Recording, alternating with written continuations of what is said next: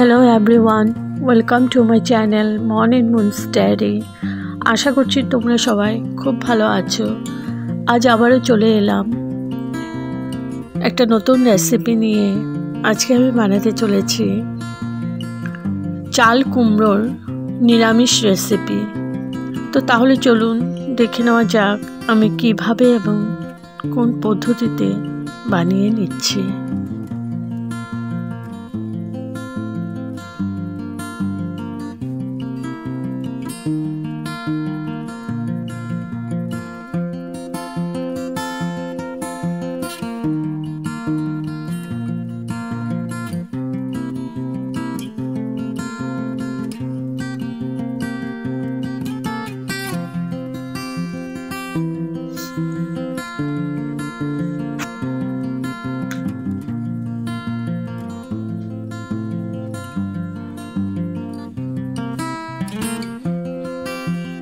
তো আমি চাল কুমড়োটা একটু বড় বড় করে কেটে নিয়েছি, এরকম গোট গোট করে।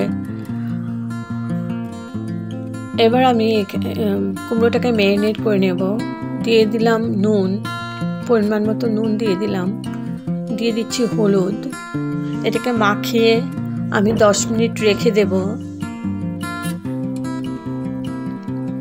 তো 10 মিনিট পর ফিরে আসলাম, কড়াই বসিয়ে দিয়েছি। এখানে আমি তেল দিয়ে দিয়েছি। এখন আমি কুমড়োগুলোকে, চাল কুমড়োটাকে ভেজে নেব, একদম লাল লাল করে ভেজে নেব। আর হাই ফ্লেমে ভাজবো। এখানে আমার 80% মতো সেদ্ধ হয়ে যাবে ভাজতে ভাজতে।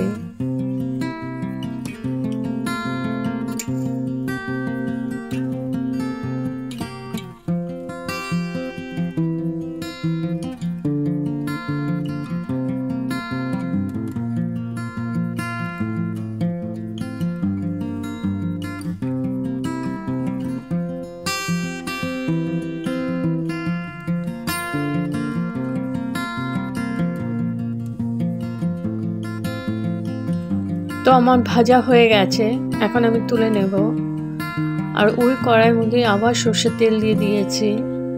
দিয়ে দিলাম শুকনো লঙ্কা, আর দিয়ে দিলাম গোটা গরম মশলা। গোটা গরম মশলার মধ্যে আছে দারচিনি, এলাচি আর লং।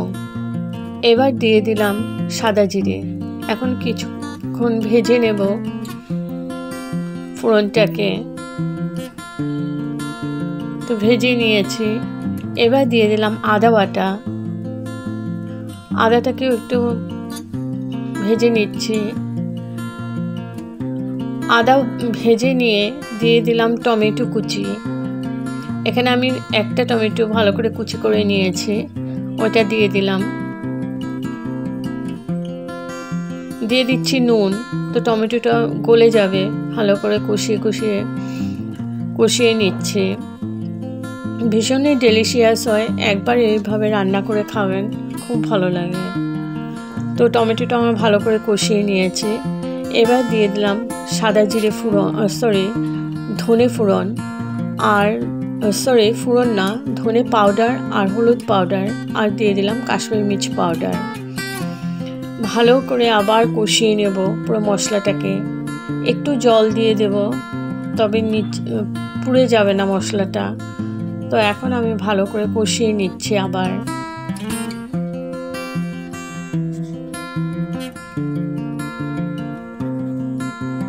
তো আমার তেল ছেড়ে দিয়েছে, আমি একদম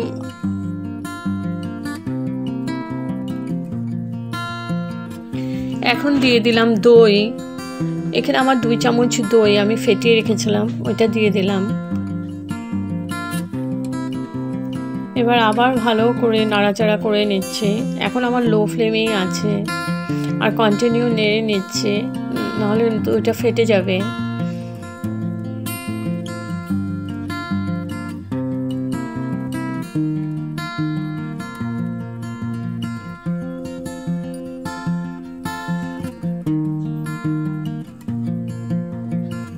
আমার তেল সেপারেট হওয়া শুরু হয়েছে। এখন দিয়ে দিচ্ছি একটু জল, আবার কষিয়ে নিচ্ছে।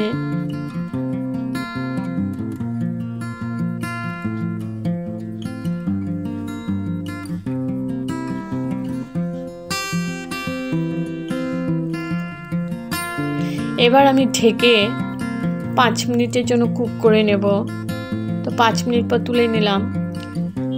এখন এখানে আছে কাজু পেস্ট। এখানে আমি 10-12টা মতো কাজু পেস্ট করে নিয়েছি, ওইটা দিয়ে দিলাম। মিক্সিং জারটা ধুয়ে একটু জল দিয়ে দিলাম। আবার আমি ভালো করে কষিয়ে নিচ্ছি, মিডিয়াম টু লো ফ্লেমেই আছে।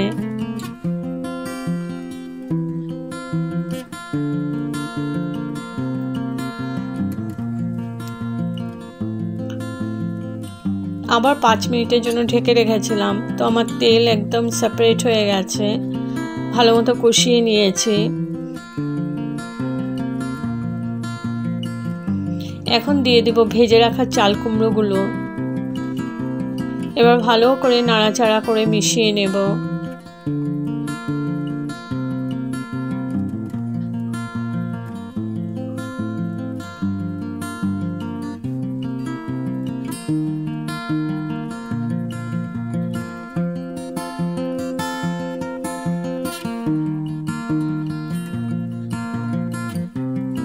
ভালো করে মিশিয়ে নিয়েছে। এখন আমি 5 মিনিটের মতন এগুলো কষিয়ে নেব, নাড়াচাড়া করে ভালো করে কষিয়ে নেব মশলার সাথে।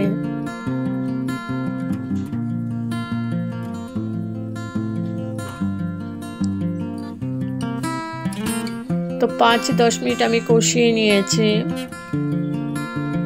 এখন দিয়ে দিচ্ছি গরম জল। আমি অল্পই জল দেব, কারণ এটা একদম গা মাখা হবে। ভীষণই টেস্টি একটা রেসিপি। তো ভালো করে নাড়াচাড়া করে গ্রেভির সাথে মশলাটাকে মিশিয়ে নিলাম। এবার দিয়ে দিচ্ছি একটু চিনিটা ওর জন্যই দেওয়া, দই দিয়েছি আগে। আর নিরামিষ সবজিতে একটু মিষ্টি মিষ্টি হলে ভালোই লাগে, বিশেষ করে এই সবজিটার মধ্যে একটু মিষ্টি মিষ্টি হলে ভালো লাগে।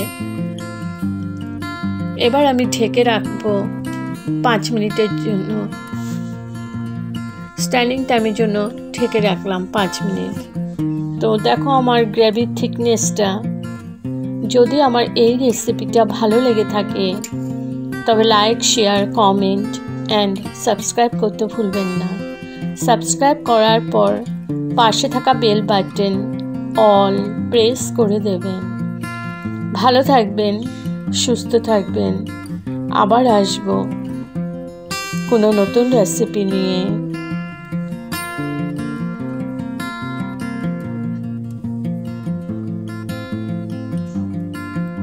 আমার গ্রেভির থিকনেসটা ঠিক এরকমই হবে এই রেসিপিটার। তো কেমন হয়েছে অবশ্যই একবার রান্না করে খাবেন। ভালো লাগলে লাইক, কমেন্ট করবেন। তো ঠিক okay, thank you for watching. Bye by.